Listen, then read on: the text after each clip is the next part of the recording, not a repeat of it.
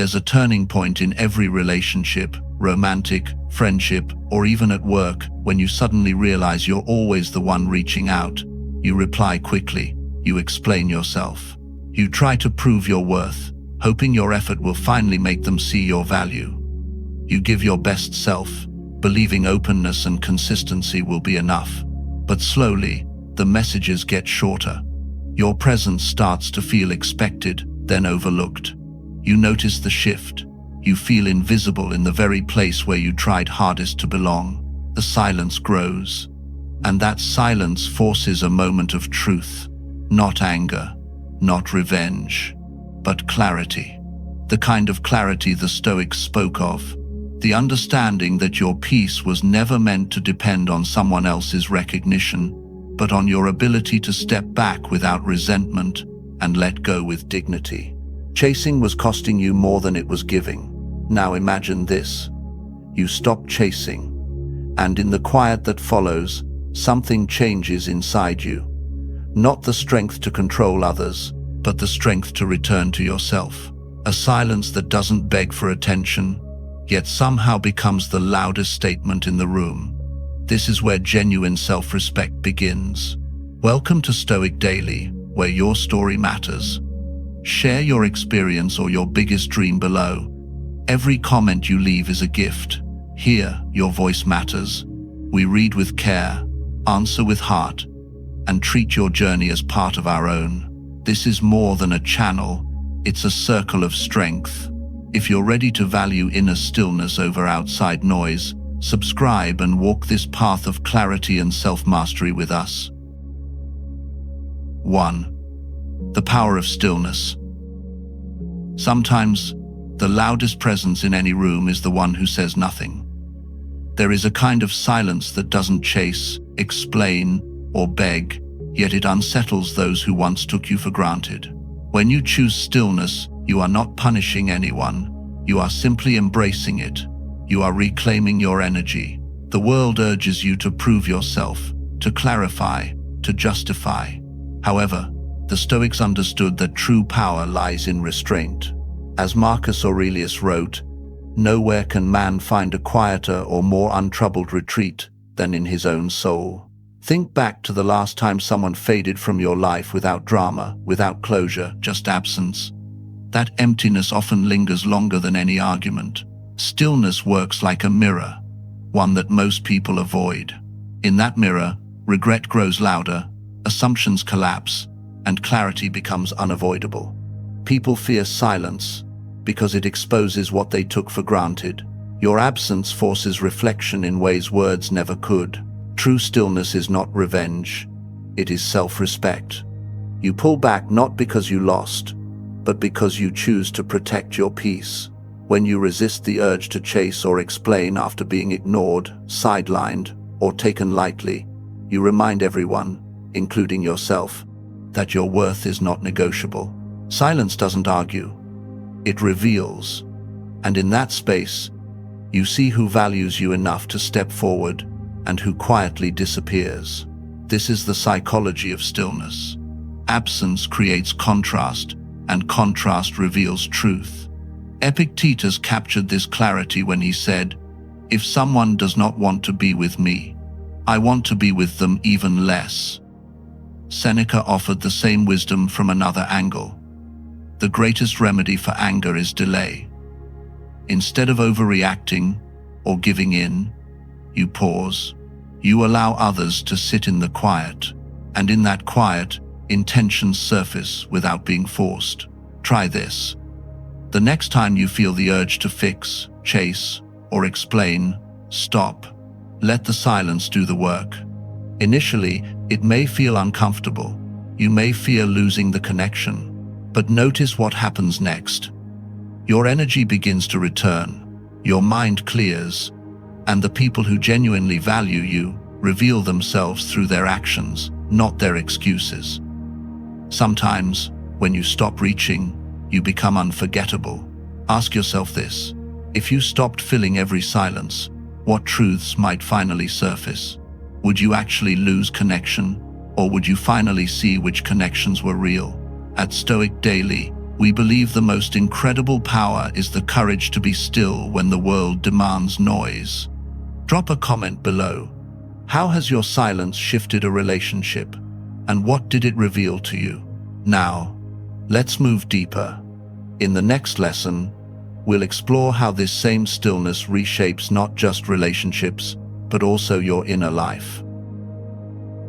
2. The silence that speaks. There comes a moment when silence stops being the absence of words and starts to echo louder than any explanation ever could. The person who once took your calls for granted, who listened without really hearing, is left sitting with the emptiness your absence created. That discomfort cannot be ignored, because true silence acts like a mirror. It reflects the value someone failed to recognize until it was no longer available. This is the paradox most people miss. When you step back, you don't lose your power. You amplify it. Your withdrawal is not a sign of coldness or a desire for revenge. It is clarity. As Marcus Aurelius wrote, "Nowhere can man find a quieter or more untroubled retreat than in his own soul." In stillness, you realize your worth was never measured by how much you chased, but by the peace you preserved when you stopped. Often, people try to break your silence not because they miss you, but because they miss the comfort, validation, and emotional safety your presence provided. Epictetus spoke directly to this truth. If someone does not want to be with me, I want to be with them even less. When you stop rushing to fill every silence or smooth over every imbalance, others are forced to confront what your energy once covered up for them. Try this. The next time someone ignores you, ghosts you, or treats you as optional, resist the urge to explain or reach out. Let the silence do the work. At first, unease will surface. You may worry about being forgotten, but stay with it. Watch how the dynamic shifts. Your absence stops being space and becomes a spotlight, revealing exactly what you brought to the table without ever needing to say it. This isn't about isolation, it's about healing and reclaiming your energy. CarlJung captured this inner return when he said, "Solitude is for me a fountain of healing which makes my life worth living." Each time you practice restraint, you teach others how to treat you, and you remind yourself that self-respect speaks most clearly in quiet moments. So ask yourself, when was the last time you allowed silence to speak for you? What changed, not only for them, but within you?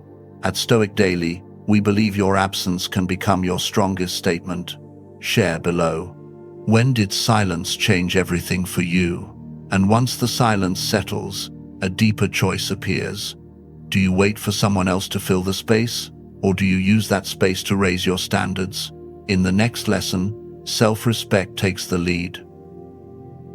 3. The end of chasing. Self-respect. There comes a moment when you stop trying to be chosen, and instead begin choosing yourself. This is the real turning point. Not when you finally get their attention, but when you realize you never needed it to define your worth. When you stop chasing, you don't become invisible, you become magnetic. Your presence is felt more deeply because it is no longer offered out of need, but out of self-respect. The power of silence here isn't about games or withholding love.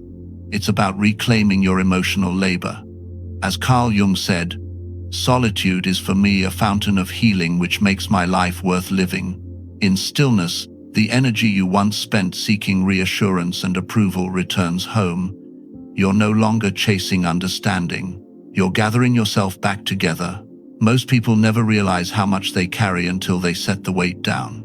When you stop explaining, stop rushing to respond, stop bending to keep the connection alive, your value seems to rise. Not because you became more, but because you stopped overgiving. You allow others to sit with their own effort, their own silence. And sometimes, for the first time, they feel the actual weight of your absence. Seneca offered a simple but powerful reminder. The greatest remedy for anger is delay. Stillness is not just stepping away. it's refusing to react. In a world addicted to instant replies and emotional urgency, composure becomes unforgettable. When you choose not to clarify, not to fight for selection, and instead choose yourself, you create contrast.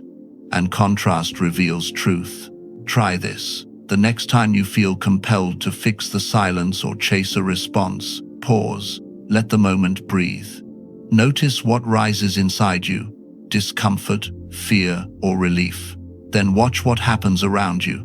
Who steps forward when your presence is no longer guaranteed? With every act of restraint, you move away from performing and closer to living with intention. Your absence is not a punishment. There is space for growth on both sides. So ask yourself, if you stopped chasing, what part of you might finally come home? At Stoic Daily, we believe your value rises every time you choose respect over reaction. Comment below. What have you learned about yourself by letting go? When you truly stop chasing, something deeper happens. You don't just regain peace, you set a new standard for every connection in your life. In the next section, we'll explore how detachment transforms absence into real strength. 4. Detachment and the power of absence. Ask yourself this: if you stopped reaching out today, who would honestly notice your silence? Would anyone step forward, or would your absence echo in an empty room? Detachment is not about teaching someone a lesson. It's about revealing the true nature of every connection without forcing an answer. In reality, your consistency, your care, and your effort slowly became invisible. They were woven into the daily rhythm of someone else's life until they were expected, not appreciated. You didn't withdraw out of anger or pride.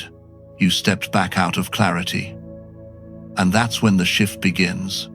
The person who took your presence for granted starts revisiting old messages and memories, not because they suddenly value you, but because they miss who they were when you cared.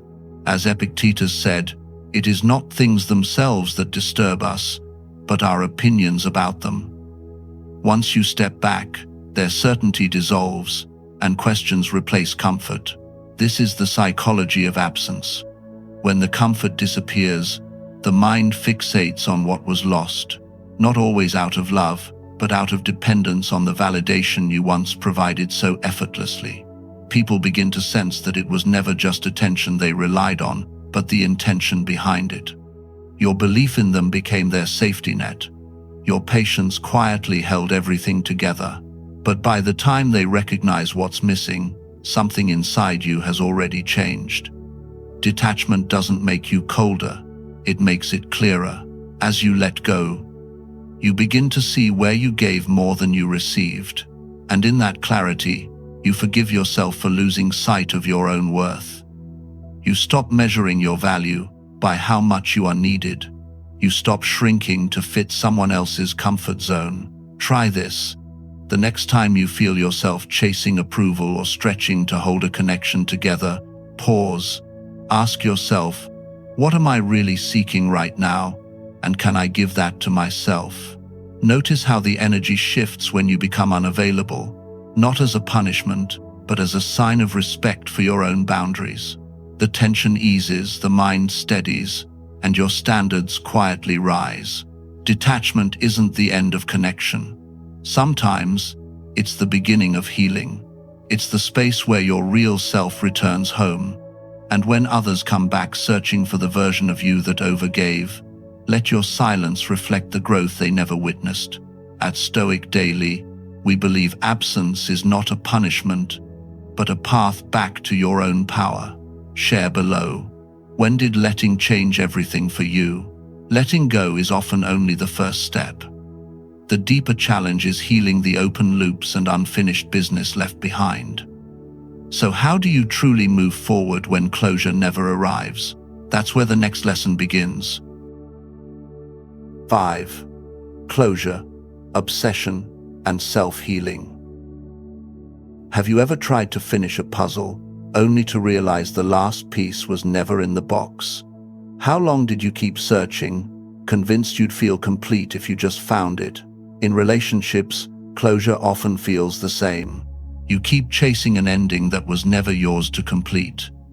And the longer you search, the more obsessed you become, not with the person, but with the illusion of a perfect conclusion. What begins as devotion slowly turns into quiet obsession. You wait for their reply.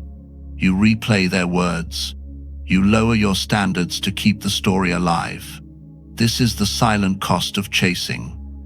You become predictable. Your presence fades. You slowly disappear in the very place where you hoped to be valued most. CarlJung warned us, the most terrifying thing is to accept oneself completely. Many people continue to chase because they hope someone else's attention will soothe the doubts they haven't faced within themselves.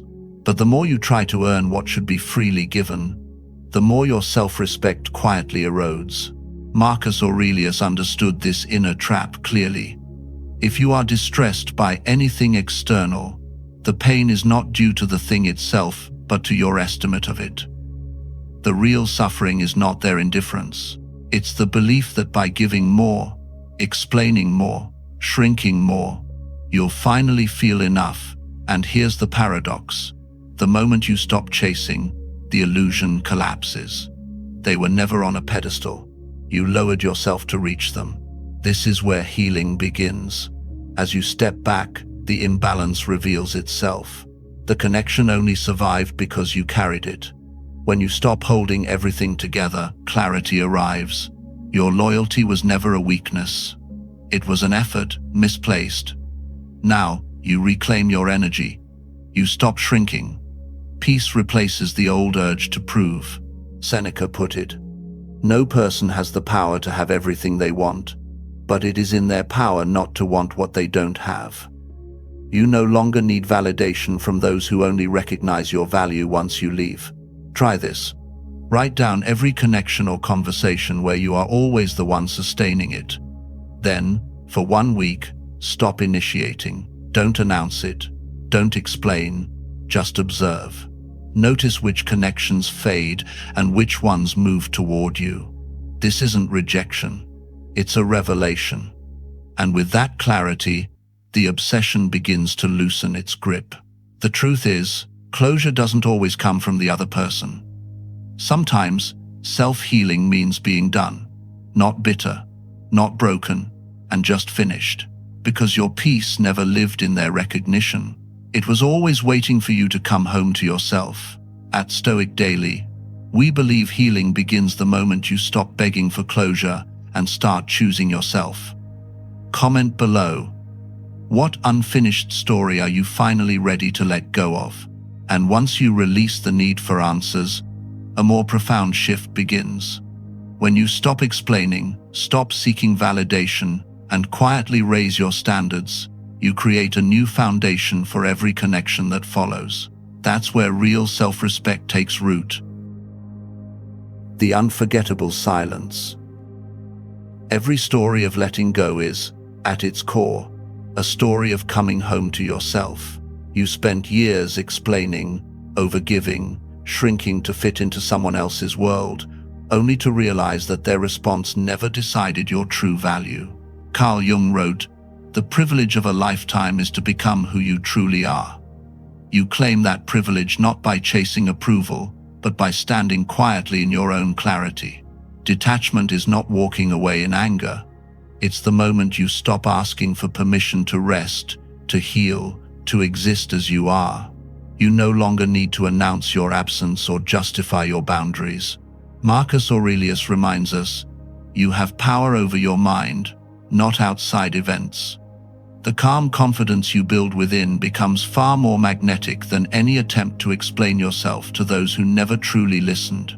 As this new standard settles, you begin to find peace in your own presence. You release the urge to fill every silence, to resolve every conversation, to close every open loop left behind by others. Seneca said, "He who is brave is free." It takes courage to leave some stories unfinished and trust that your own healing is enough. True closure is not an answer from someone else, but the freedom to choose yourself again and again. The people who once took your patience and kindness for granted may remember you. Some may even return, searching for the comfort you once gave so freely. But you are no longer the same. Your absence is not emptiness. It is the space where your self-respect was rebuilt. This story was never about proving a point. It was about writing a new chapter on your own terms. Remember this: peace does not come from what you gain, but from what you finally learn to live without. The most powerful closure is always the one you give yourself. If something in this journey resonates with you, let your experience serve as a quiet guidepost for others. Jung reminded us, everything that irritates us about others can lead us to an understanding of ourselves.